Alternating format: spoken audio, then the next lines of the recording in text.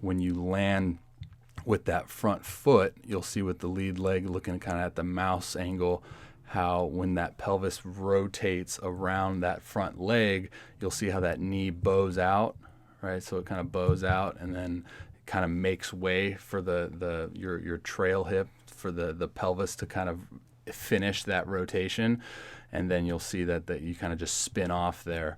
So again, I'll head out back and talk about some patterning stuff that we can do. But just looking again at Chapman, we'll have two comparisons here with Chapman. As soon as he makes front foot contact, that knee accepts the force, right? So he has the stability in his front leg, and the efficient sequencing in that front leg to be able to accept that force.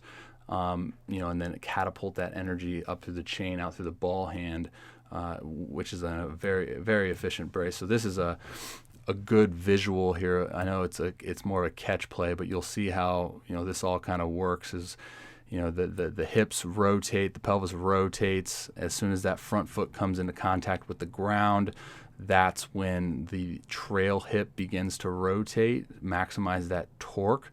And then you'll see how the pelvis rotates into that front leg right here, right? So it's rotating into the front leg.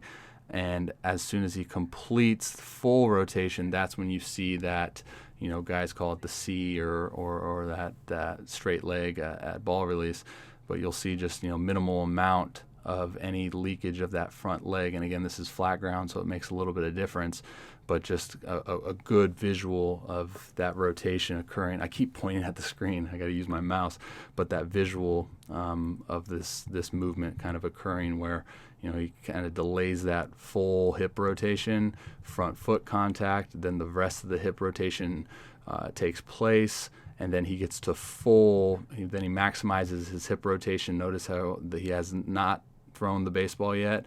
So then at full hip rotation, as soon as ball release occurs, pelvis is fully rotated, that allows him to be extremely efficient with that front leg. So it's just some sequencing stuff we'll hammer home with you, throw some progressions in play, and hopefully we can maximize that